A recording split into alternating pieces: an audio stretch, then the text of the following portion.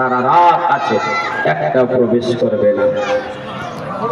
নবী আলাইহিস সালাম বলেছেন ঘরের ভিতরে আয়াতুল কুরসি তেলাওয়াত করলে, কিন্তু আমাদের ঘরের ভিতরে আয়াতুল কুরসি আসছে, আমরা তেলাওয়াত করি না, বরং ওই দেখবেন দোকানপাট ইত্যাদিতে রাস্তাঘাটে অনেক সময় বিক্রি হয় আয়াতুল কুরসি লেখা, অনেক সুন্দর আঁকা, ওইটা কিনে নিয়ে যে আমরা ঘরের ভিতরে রেখে দেই।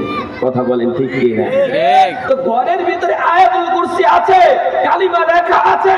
আমি আপনার কাছে প্রশ্ন রাখতে চাই, মুসলমান, ঘরের ভিতরে কালিমা থাকলে মৃত্যুর সময় ওই ঘরের ভিতরে যদি আপনি থাকেন, লেখার দ্বারা যদি আপনার মৃত্যুর সময় কালিমা নসিব হবে? হবে না। কি করতে হবে? কালিমা অন্তরে থাকতে হবে। কালিমা মুহতারাম হাজরিন, আমি যে আলোচনাগুলো করতেছিলাম আর করব, সেটা হলো সামনে রমজান মাস, কিছু আমল নিয়ে এখান থেকে চলে যাব। কিছু আমল, তার ভিতরে যে আয়াত আর হাদিসগুলো আমি আপনাদের সামনে পেশ করেছি, সেই সম্পর্কটা হলো রমজান মাস এবং কোরআন নিয়ে। মুহতারাম হাজরিন, একবার আল্লাহ বলবেন, একবার সাল্লাল্লাহু আলাইহি ওয়াসাল্লাম বলবেন, আপনি হয়তো জানেন না যে এর সব আর নেকি কত রকম হবে। মুহতারাম হাজরিন, আগে সব আর নেকি বুঝুন। প্রত্যেকটা মানুষের অন্তরে, প্রত্যেকটা মানুষের এই দিলের তামান্না থাকা দরকার, আমার নেকি দরকার, আমার সব দরকার।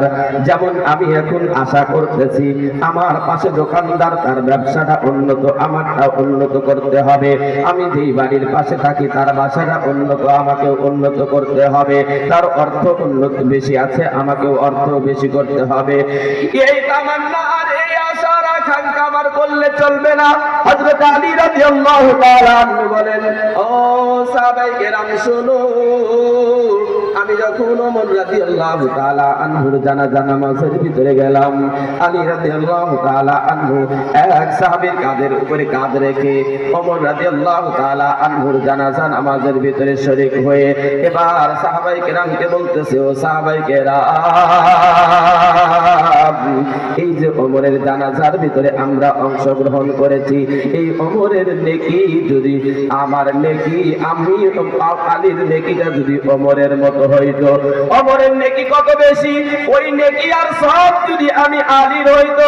মুহতারাম হাজিরিন, আপনাদেরকে একটু আওয়াজ আর টাচ দিতে চাই। আজকের যেই